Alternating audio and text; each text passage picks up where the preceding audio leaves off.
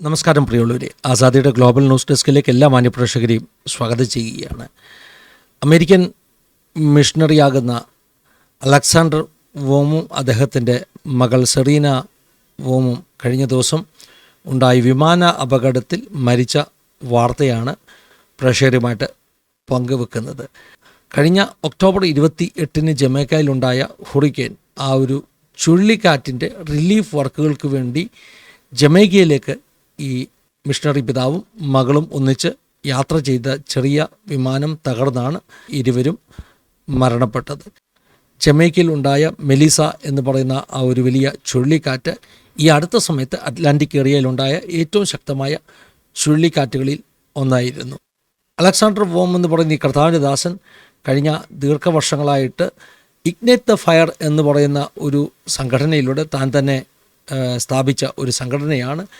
ഈ ജമൈക്കയിലും അതുപോലെ തന്നെ കരീബിയൻ ഐലൻഡ്സിലുമൊക്കെ വളരെ അധികം ജീവകാരുണ്യ പ്രവർത്തനങ്ങൾ ഒക്കെ ചെയ്യുന്ന അങ്ങനെ ഒരു മിഷനിൽ ഉൾപ്പെട്ടു നിന്ന ദൈവദാസനാണ്.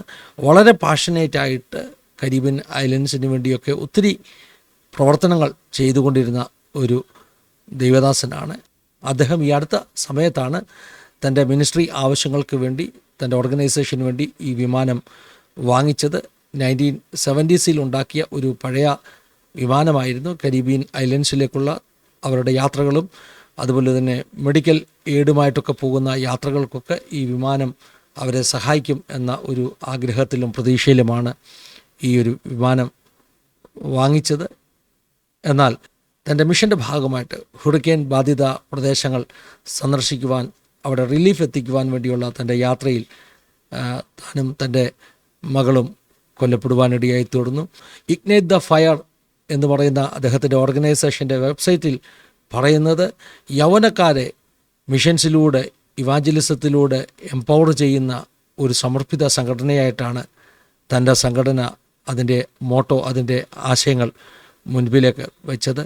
ജമൈക്കയിലേക്കുള്ള യാത്ര ദുഷ്കരമായിരുന്നു. അതുപോലെ തന്നെ ഹുറിക്കെയിൻ ബാധിത പ്രദേശമായതുകൊണ്ട് അവിടേക്ക് സഞ്ചരിക്കുക അത് അപകട സാധ്യതയുള്ളതായിരുന്നു. എന്നാൽ അവരെ വളരെ നിസ്വാർത്ഥമായിട്ട് ധൈര്യസമേതം അവർ റെസ്ക്യൂ ഓപ്പറേഷന് വേണ്ടി, സേവനത്തിന് വേണ്ടി ആ ദേശത്തേക്ക് പോയി. മാധ്യമങ്ങൾ, അമേരിക്കൻ മാധ്യമങ്ങൾ അദ്ദേഹത്തെക്കുറിച്ച് എഴുതിയത്, ഹീ ഗേവ് ഹിസ് ലൈഫ്, തൻ്റെ ജീവൻ അതിനുവേണ്ടി താൻ ബലിയർപ്പിക്കുവാൻ ഇടയായിത്തീർന്നു.